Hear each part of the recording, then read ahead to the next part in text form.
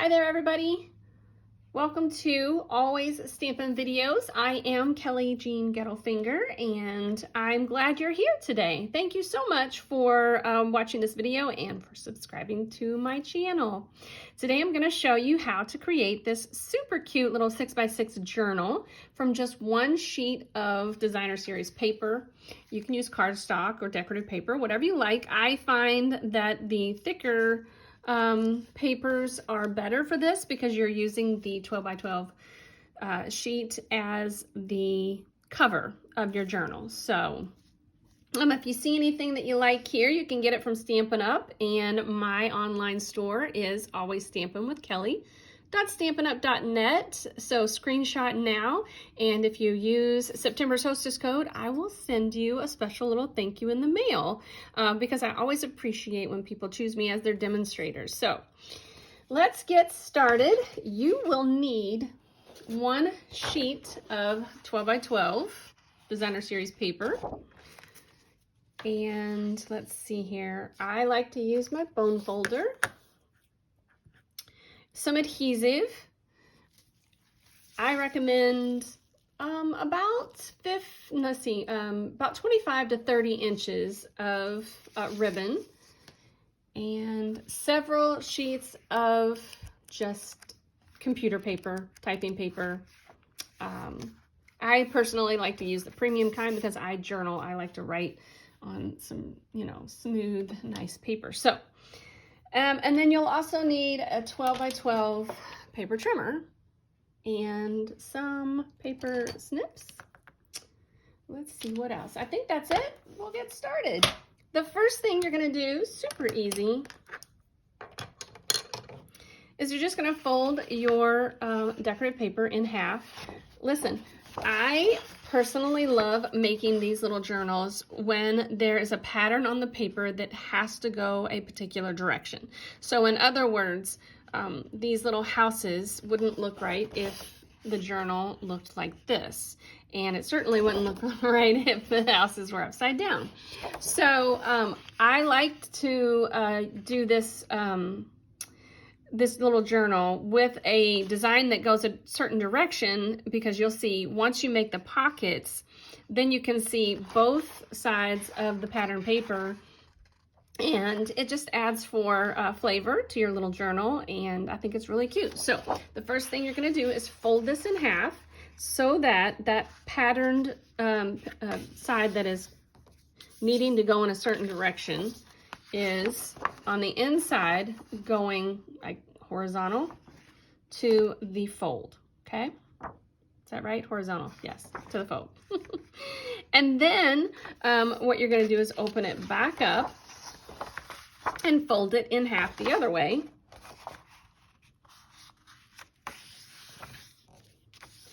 Now this is the way you're gonna open and close your journal, okay? And so the fold that we did that goes up and down, you're going to go ahead and fold that again, and then fold the top of the front, the one that's closest to you, the front panel, down. Now, it's up to you how much of the pattern on the inside of your journal that you want to see. So I usually like about 2 inches, and so I'm just going to line up my folds here in the center and my edges, and then give that a good crease. Now, as you can see, this is going to be my pocket, and the front of the pocket, I can see both patterns. So that's why we wanted it to be up and down, so that the pattern that's going a certain direction looks right when you fold down the front part of your pocket. I hope that makes sense. So now you're going to bring in your trimmer, your paper trimmer, and you're gonna keep the fold on the pockets folded, but you're going to close the journal. This is kind of confusing. You want the journal to be all the way open except for the fold on the pocket, and then you're gonna close the journal as if you were actually, this is gonna be confusing, inverting the journal, okay? So you want to invert the journal. What we're gonna do is trim away this inside portion the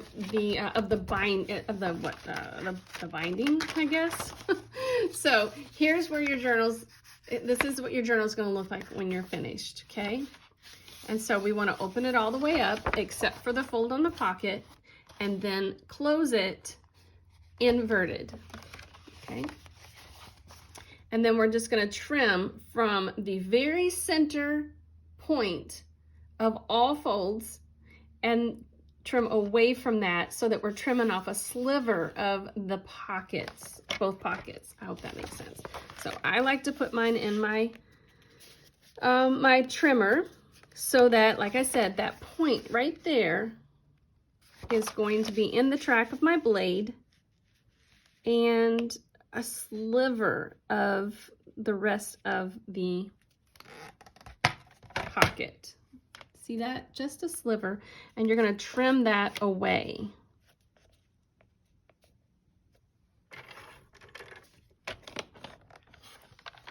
Now, if you've got a really good, well, let's see here, there we go.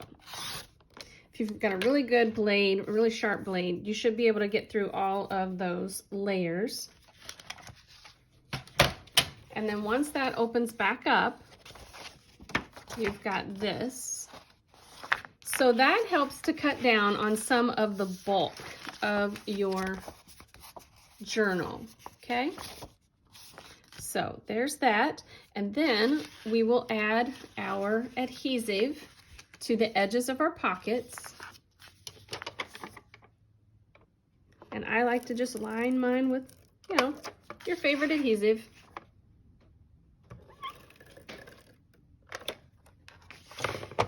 Fold those pockets back up. And then the parts that we folded down are going to get adhesive just on the top edge. And I'll show you why in just a second. So we're just going to add adhesive along the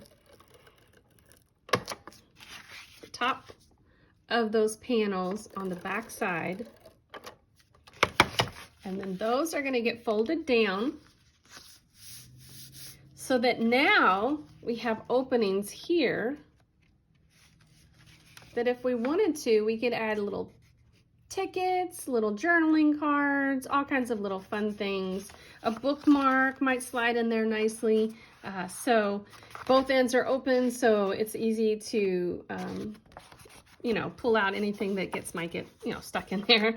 But I love using those as little hidden pockets inside my pockets. Then the next thing we'll do is bring in those pieces of computer paper. And I forgot to mention that you're going to need some way to add your papers to your journal. I like to use a long arm stapler. And so what you're going to do then is make sure all those papers are nice and lined up in there. And this is always tricky for me on camera. I don't know why, but I don't get nervous. My stapler gets nervous. I'll just blame it on the stapler. So you want to make sure that that's in there good and tight. You might want to use a clip or something. I personally don't like to use clips when I'm making little journals. So, and I do have to stand up for this though. See, on camera, this never works out for me because my camera is in the way. So I'm gonna try it one more time. And I might have to go off camera, so I apologize for that. Okay, lining everything up again.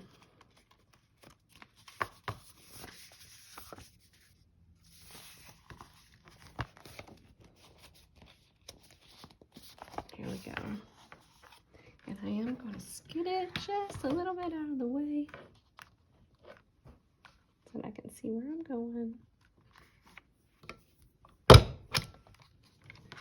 And then I have to turn it over. That's pretty close. I'm going to go with it for now just to get the video finished. And then add another staple down at the bottom. I don't think that did it. It didn't. Ugh. But that's okay. Well, nope. I I'm so sorry. This is a part that's inevitable. Inevitable. You could also bind your little journal, and the thicker the paper is, the harder it is, I think, to get it to the stapler to go through. And I've got 10 pages here. All right, that's gonna work for now. I'm gonna go ahead and do it. All right, so because I wanna finish showing you the video. So now what I'm gonna do is just close it up, and I've got my pockets, I've got my papers, and there's another pocket in the back. So I want to add my ribbon. So I'm gonna bring both pieces of ribbon so that I find the center. And I personally like to add some adhesive right about here where my focal point is gonna go. This is the center of my ribbon. So I'm going to put the center at the center of the binding here, and bring my ribbon around so that it sticks to that sticky part of the adhesive that I just added. And then I will use a piece of tape to hold that down, just a piece of, no, what is that, Scotch tape?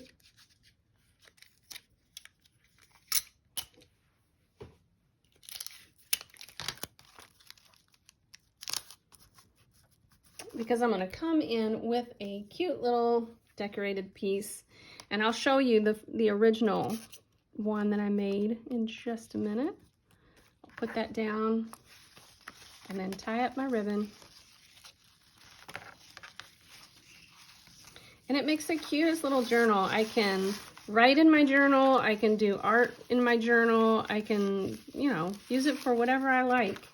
So there it is. And then here's the other one that I did.